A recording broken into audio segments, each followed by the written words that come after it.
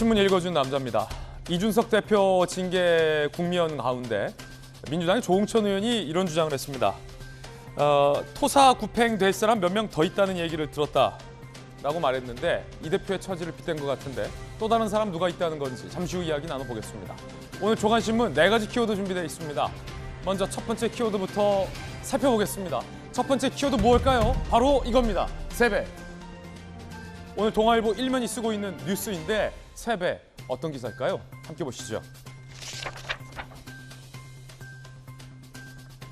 BA5보다 전파 속도가 3배 빠른 켄타우로스 반인반수 아닙니까? 그리스 로마 신화에서 위는 사람이고 밑에는 짐승인 켄타우로스라는 이름이 붙은 BA 2.75가 국내에서 발견됐다는 겁니다. 전파 속도가 3배 빠르다. 오미크론 하위 계열, 변이 계열이라고 하는데 60대 확진자가 우리나라에서 나온 겁니다. 그런데 미스테리는 최근 해외 간 적이 없다. 그리고 지역사회 전파가 이미 시작된 것 같다. 올해 초 같은 확산세가 우려된다라고 밝혔습니다. 요게 이 켄타우로스가 인도에서 처음 발견된 거라는데 어떻게 도대체 우리나라까지 오게 된 건지 상당히 의문스럽습니다. 이어서 두 번째 키워드 살펴보겠습니다. 두 번째 키워드는 바로 이겁니다. 특리에. 한겨레 신문 3면이 쓰고 있는 기사입니다. 특리에. 영끌 비투 청년 이자 3에서 50% 감면, 저금리 갈아타기 지원도. 정부가 청년들의 채무조정 특례를 도입하겠다 밝혔습니다. 집을 사거나 가상자산에 투자한 20대, 30대에게 한시적인 이자 감면, 원금 상환을 유예해주는 특례들이 나올 것 같아요.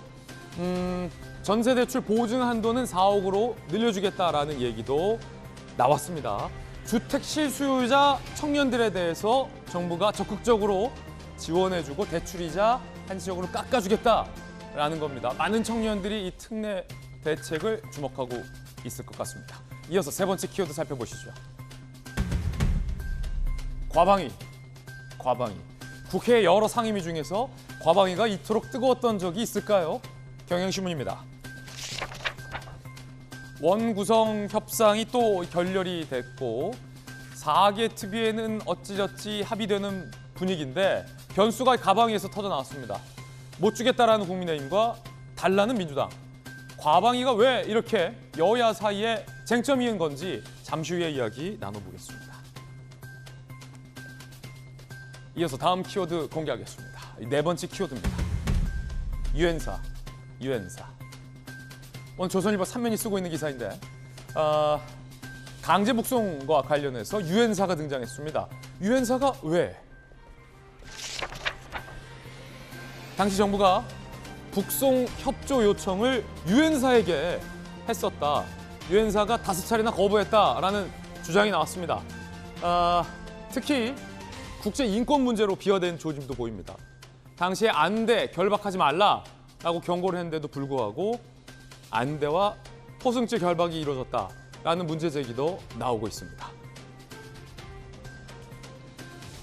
상식적으로 적십자사도 아니고 경찰 특공대가 이들을 호위하고 압박해서 북으로 강제로 넘기는 과정이 이상했는데 이걸 유엔사에게 협조 요청했다는 것 또한 상식적이진 않은 것 같습니다. 잠시 후에 상세히 이야기 나눠보겠습니다.